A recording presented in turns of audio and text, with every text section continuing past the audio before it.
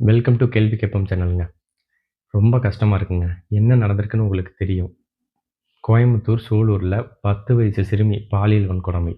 அதாவது பார்த்தீங்கன்னா, லாஸ்ட் வியாழக்கிழமை அந்த குழந்தைய காணோன்னு சொல்லிட்டு அவங்க போலீஸ்ல கம்ப்ளைண்ட் குடுத்துருக்காங்க. நைட்டு ஃபுல்லா சர்ச் பண்ணியிருக்காங்க. கேமரால சிசிடிவி கேமரால எல்லாம் பார்த்துருக்காங்க.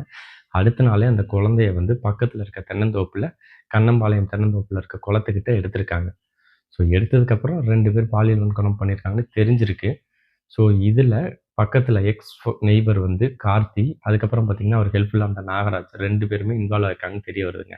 ரிப்போர்ட்லயே இன்னைக்கு ரிப்போர்ட்ல சொல்லியிருக்காங்க, இந்த மாரி பாலியல் வன்கொடுமை நடந்திருக்கு அப்படின்னு சொல்லியிருக்காங்க. ஸோ இதில 2 பேர் இன்வால்வ் ஆயி அவங்கள அரெஸ்ட் பண்ணியிருக்காங்க. ஸோ இந்த கார்த்திங்கிறவர் எஸ்கேப் ஆக ட்ரை பண்ணாரு அப்படின்னு சொல்லிட்டு right leg, right hand damage ஆயிருக்குன்னு சொல்றாங்க. ஸோ அது என்னமோங்க.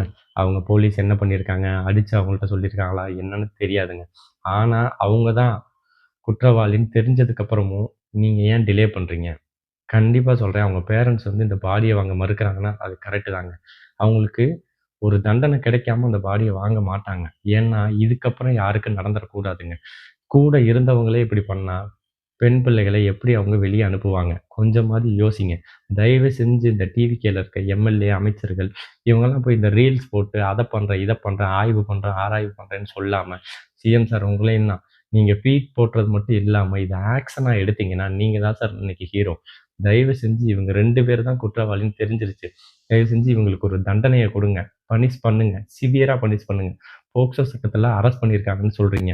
ஸோ கண்டிப்பா இந்த போக்சோ சட்டம் 10 ஆண்டுகளோ, இல்ல ஆயுள் தண்டனையோ குடுக்காம, கன்ஃபார்மா இவங்களுக்கு ஒரு சிவியர் பனிஷ்மென்ட் சடனா குடுத்தீங்கன்னா, இம்மீடியட்டா 27ஆம் தேதி அடுத்த வாய்தான்னு சொல்றீங்க. ஸோ அது வாய்தாவா போகாம, தயவு செஞ்சு இம்மீடியட்டா ஒரு பனிஷ்மென்ட் குடுத்தீங்கன்னா, ஹெல்ப்பா இருந்த நாகராஜுக்கு சொல்றேன்.